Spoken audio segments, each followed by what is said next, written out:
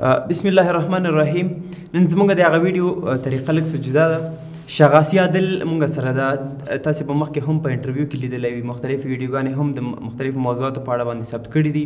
دی به مونږ ته د خپل د هغه کمپیوټر ساینس د ویلی ده، د ایجوکیشن بیک ګراوند د خپل د پوهنتون قصې به مونږ ته کوي او وظیفې په اړه باندې به وایي چې د مخکې څه شی کول او اوس برحاله په څه شي باندې مصروفه ده. دا ټول به مونږ له ده نه اورو. شغاسي عادل په خیر راغلی. نن به تاسې زموږ لیدونکو ته خپل تجربې شریکوي، ورسره خپل د پوهنتون په اړه باندې به وایي چې څه شی هم ویلي دي، څنګه هم ویلي دي، اوس څه شی کوئ، مخکې هم څه شی کړي دي. ټول به انشاءالله مونږ به هم درنه اورو او لیدونکي به هم. ډېره زیاته مننه چې زه مو انټرویو ته راوبللم. هر کله راشئ. تر ټولو لومړی خو به زموږ لیدونکي ته ووایئ چې تاسې څه شی ویلی دي، کوم پوهنځی تاسې ویلی چې تاسې دومره لوی ځایونو کې وظیفې کړي دي او برحاله هم تاسې مصروف هستئ. نو که زموږ لیدونکو سره د خپل ایجوکیشن بیک ګراوند شریک کړئ. زما خاص مسلک کمپیوټر ساینس دی. زه تر اوسه پورې د کمپیوټر ساینس پوهنځي محصل یم د اتم سیمسټر د کندهار پوهنتون. نو زما خاص فیلډ په کمپیوټر ساینس کې سافټویر انجینرینګ دی. زما پر سافټویر انجینرینګ باندې تمرکز دی. اوسني وخت کې هم تیر وخت کې هم ما سافټویر انجینرینګ کې ویب اپلیکیشنز باندې زه ډېر فوکس کوم او ډېر فریلانسینګ کارونه زه هم په خاص دغه سافټویر انجینرینګ په فیلډ کې کوم. نو دغه فریلانسینګ سربیره موږ همداسې ریموټ جابس موږ هم کوو. نو همدغه سافټویر انجینرینګ دی چې تر دغه مهاله پورې زه ډېر کار زما د سافټویر انجینرینګ سره دی او الحمدلله خپل په فیلډ کې کامیاب یم. ډېره زیاته مننه. ستاسې د خبرو نه ما ډېرې پوښتنې راغونډې کړلې. لومړی خو دا چې تاسې وویلې چې کمپیوټر ساینس کې زما هغه رشته سافټویر انجینرینګ ده. آیا په کمپیوټر ساینس کې نور رشتې هم شته که نه؟ دا مکمل جنرال کمپیوټر ساینس دی یا عمومي چې ورته مونږ وایو؟ کمپیوټر ساینس کې تر دې ډېر فیلډونه شته. حتی ما ریسرچ کړی دی چې 49 که 50 پلس هم ډېر فیلډونه شته. دې شی معلوم دي او 49 هغه ډېر دي چې ځینې ځایو کې معلوم نه وي، ځینې کې معلوم وي. اما افغانستان کې خصوصا 15 بخشونه شته چې هغه دلته فعاله دي او دلته هغه محصلین کولی شي چې هغه زده کړې پکښې وکړي، لکه سافټویر انجینرینګ دی او همداسې ډیټابیسز دی، نیټورکینګ دی، آی ټي د آی ایس په نامه دی. دغه 15 څانګې دي. یعنې دغه 15 رشتې یا برخې ډېرې مهمې دي. همداسې برخې ډېرې نورې هم شته چې مهمې دي، خو اما افغانستان کې دغه 15 رشتې شته چې خلک کولی شي زده کړې وکړي پکښې. خارج کې مختلف فیلډونه شته د کمپیوټر ساینس او ډېر مهم فیلډونه شته، لکه اوس نړۍ کې چې دغه بلاک چین ټیکنالوژیز دي، پر دې باندې هم کولی شي چې خلک زده کړې پکښې وکړي. او همداسې ډیټا ساینس، اے آی، ماشین لرنینګ، د اوسنۍ نړۍ د ډیجیټل ورلډ. دغه وبخښئ دغه موضوعات ته به وروسته راشو. دا چون مهم موضوعات دي، وروسته درنه بیا پوښتنه کومه. که تاسې نه یو څوک پوښتنه وکړي د مکتب شاګرده 11 یا 12 صنف کې ده، هغه وایي چې زه کمپیوټر ساینس سره ډېر شوق لرم، ستاسې په نظر هغه 11 یا 12 صنف شاګرد باید له اوس نه څه شی وکړي تر څو هغه کمپیوټر ساینس ته پوهنځي ته ځان جوړ کړي او وکولی شي ښه پکې وځلیږي او وکولی شي چې د ځان څخه یو داسې یو څوک جوړ کړي چې خپل وطن او خپلې ټولنې ته خدمت وکړي؟ لومړی دا دی چې څوک غواړي چې کمپیوټر ساینس ووایي، لومړی باید د کمپیوټر ساینس کوم مخکې اړین موضوعات چې دي هغه باید د یو محصل یا د یو شاګرد زده وي.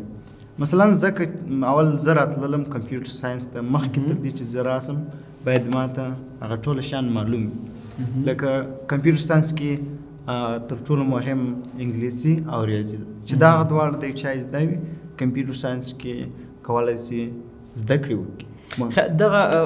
دغه موضوع چې اکثره ما چې خلکو نه اورېدلي دي چې وایي زما ریاضي ضعیفه ده او نه غواړم چې په انجینري بخش کې یا بل بخش ته لاړ شم، نو راځه کمپیوټر ساینس کې وایي هسې نه هم ریاضي نشته.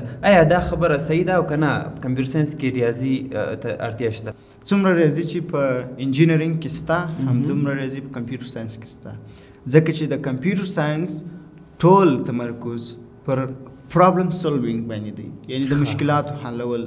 لکه اوس موږ او تاسو دغه روباټونه وینو چې هغه داسې کمپلیکس عملیې ترسره کوي چې انسان یې په ډېر وخت کې کولی شي، او هغه کم وخت چې دی هغه موږ ته کم کړی، دغه وخت کمېده او د دغه مشکل حل چې موږ راوړو دا ټوله په ریاضیکي عملیو سره کولی شو. ښه یعنې پرابلم سولوینګ لکه موږ چې په ریاضي کې مختلف سوالونه حلو که نه، یو سوال موږ ته استاد راکوي او موږ ته یو مثال راکوي چې دا داسې حل کوي، نو ستا په نظر باندې چې هغه موږ زده کړو، هغه سوالونه موږ حلو، موږ پکې پریکټس کوو، کمپیوټر ساینس کې هغومره اړین دی چې موږ باید هماغسې کار پکې وکړو. بالکل دغه کوم څه چې کمپیوټر ساینس کې ستا هغه ډېر د ریاضي څخه را انتقال شوي، د کمپیوټر ساینس کم لوجیک چې دی هغه ټوله پر ریاضي ولاړ دی.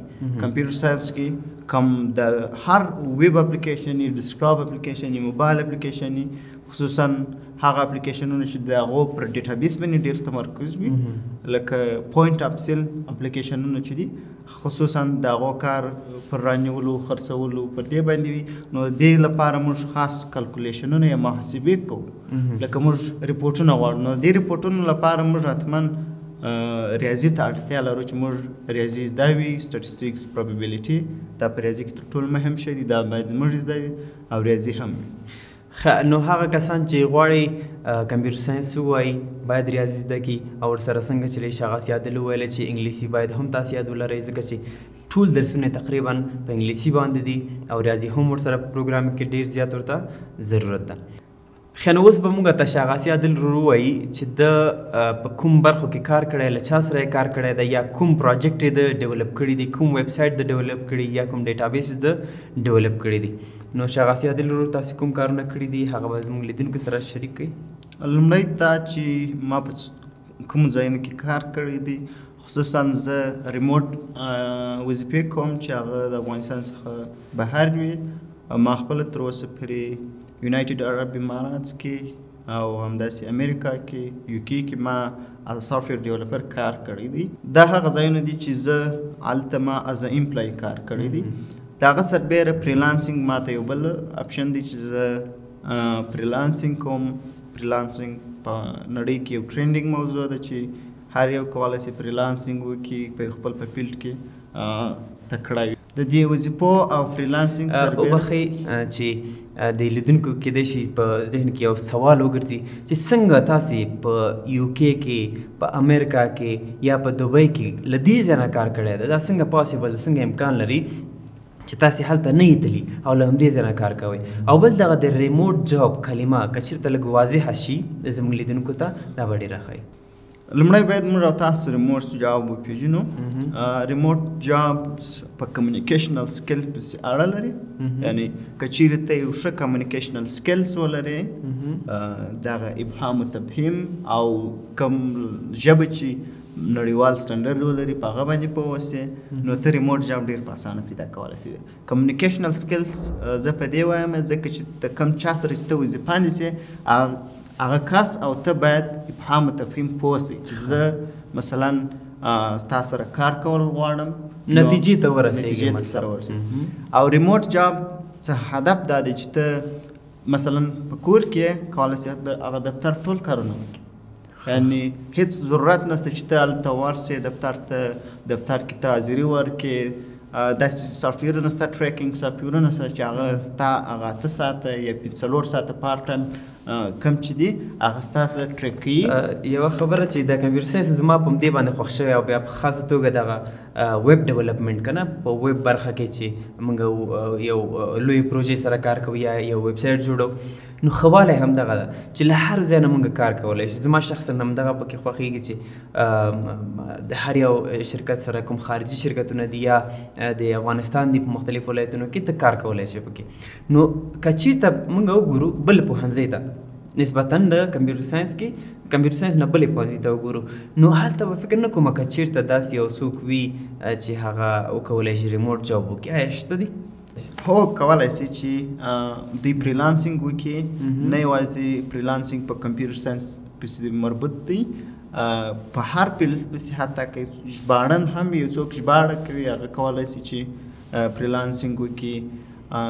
زه به د فریلانسینګ یو مثال تاسو ته وایم. یو نفر په افورک کې $1,00,000 د کاله په دې باندې ګټلی و چې هغه یوازې دغه کوم خلکو ته دغه زوم سافټویر چې دی دغه یوازې هغه کسانو ته سیټ اپ کوي چې دا ورته جوړوي.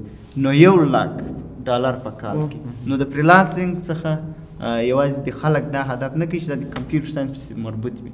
ژباړې او همداسې ته کولی شې چې ټمپلیټس جوړ کړې، ته کولی شې چې خلکو ته ژبه ور وښیې، ټول په فریلانسینګ کې راځي. ډېر ښه ماشاءالله. ښه نو لیدونکو لکه څنګه چې شغاسي عادل وویلې چې نه یوازې هغه کسان چې کمپیوټر ساینس یې ویلی ده بلکې هرې پوهنځی والا کولی شي چې فریلانسینګ وکړي. فریلانسینګ مطلب دا چې له کوره کار کول یا له هر ځایه په خپل مسلک کې کار کول. نو د فریلانسینګ زده کولو لپاره په یولرنا.com کې موږ هتیار کورس ثبت کړی ده چې تاسې که چېرته هغه زده کوئ نو په هر مسلک کې چې تاسې کار کول غواړئ نو تاسې کولی شئ له نورو سره کار وکړئ. فایور، فریلانسینګ، اپورک، همداسې نور هم داسې پلیټفارمونه شته ده چې تاسې هلته یو خپل اکاونټ جوړوئ او هلته نور کسان شته دي چې تاسو ته دنده درکوي. ډېره زیاته مننه چې تاسو د ریموټ جاب په اړه باندې چې ډېره مهم موضوع ده فریلانسینګ یا ریموټ جاب لیدونکو ته مو ویلې. لیدونکي اکثره فکر دا کوي چې فریلانسینګ هغه څوک کولی شي یا ریموټ جاب هغه څوک کولی شي چې هغوی کمپیوټر ساینس ویلی. خو لکه څنګه چې تاسو ویلې چې هره پوهنځۍ کې چې زموږ لیدونکي وي هغوی کولی شي چې فریلانسینګ وکړي. خو نو اوس به تاسو لیدونکو سره دا شریک کړئ چې په افغانستان کې یا په نورو نړۍ کې تاسو د سروس بیس چې خلک ورڅخه استفاده وکړي داسې شی مو تر اوسه جوړ کړي؟ بالکل موږ افغانستان کې دا کوشش کوو چې دا کوم افغانستان کې سروسونه وړاندې کوو، د افغانستان ډیجیټل افغانستان جوړ کړو. نو ډېر سروسونه به موږ وړاندې کوو، د کارو د هر څه سربیره به موږ تاسو پر د پروژو پر هر څه باندې کار کوو. نو 2021 کې زما یو هدف دا و چې زه پر یو جاب پورټل سیستم باندې کار وکړم او موږ په دې باندې وتوانېدلو چې یو جاب پورټل سیستم جوړ کړو، سټیبل یې کړو او هلته خلک په فری توګه سره جابونه پوسټ کړي او ښه ټاپ ټیلنټډ کسان پیدا کړي. ځکه په افغانستان کې ټاپ ټیلنټډ کسانو ته ضرورت دی. حتی د دې یو ضرورت به زه تاسو ته وایم، زما یو بل ملګری دی هغه USA کې دی، هغه وویل ول که چیرې یو په USA کې داسې کسان شته چې ته غواړې ټاپ ټیلنټډ یو څوک پیدا کړې نو ته به هغه کس یې تا ته پیدا کړي ته به پیسې ورکړه. نو دلته فری سرویس دی او هر یو کولی شي چې جاب پوسټ کړي او همداسې یو وظیفې ته اپلای وکړي. د هغه وظیفې د اپلای کولو سربیره هغه ته یو خاص ریزیومي یا کوم انلاین سی وي چې خلک بولي نو هغه ورته دغه کېږي. داسې نه دی چې بیا هر کس ته سی وي واستوه راواستوه، یو ساده لینک دی. نو hirebase.me پلیټفارم موږ سټیبل کوي او پروډکشن ته مو وړاندې کوي. ښه نو ډېره زیاته مننه چې hirebase.me چې زما پلیټفارم د دې ته مارکیټینګ وکړه. نور به زه لیدونکو ته ووایم چې hirebase.me کې تاسې کولی شئ ځان لپاره لکه نوم نه معلومیږي hirebase.me موږ داسې یو نوم ورته غوره کړی ده. په دې کې تاسې کولی شئ ځان لپاره CV یا ریزومي یا آنلاین ځان ته ویب سایټ په شکل باندې جوړ کړئ. همدارنګه ته نور شرکتونه یا کمپنیز به راځي، ستاسې هغه پروفایل به ګوري. که چېرته تاسې البته پروفایل مکمل کړی وي نو نور کمپنیز به راځي، ستاسې پروفایل به ګوري، ستاسې د سکلز مطابق به تاسو سره کانټاکټ کوي. بل کمپنیز کولی شي یا شرکتونه کولی شي چې فری پیسې ورڅخه نه اخیستل کېږي، دوی کولی شي خپل جابس هلته اعلان کړي او نور کسان به راځي هغه جاب ته به اپلای کوي. د اپلای طریقې هم ډېره اسانه ده. انشاءالله نورو ویډیوګانو کې به مونږ د هغې په اړه باندې هغه به مکمل تاسو ته ښیو چې څنګه کولی شي تاسو ځان ته ریزومي جوړ کړئ، څنګه کولی شي جاب پوسټ کړئ، همداسې نور چې کوم فیچرز پکې دي د ټولو په اړه باندې ووایو. ښه نو شغاسي عادل څخه ډېره زیاته مننه کوو چې راغی دلته موږ ته وخت راکړه، لیدونکو ته یې وخت ورکړه. نو موږ کوشش کوو چې دغسې ویډیوګانې دغسې استعدادونه لکه شغاسي عادل غوندې به نور هم دلته راولو، ورسره به خبرې کوو، د هغوی به خپلې تجربې موږ سره شریکوي، څه شی ویلي دي څه شی کوي، دا هر څه به موږ سره شریکوي. نو اوس لپاره په الله مو سپارم. ښه وخت ولرئ.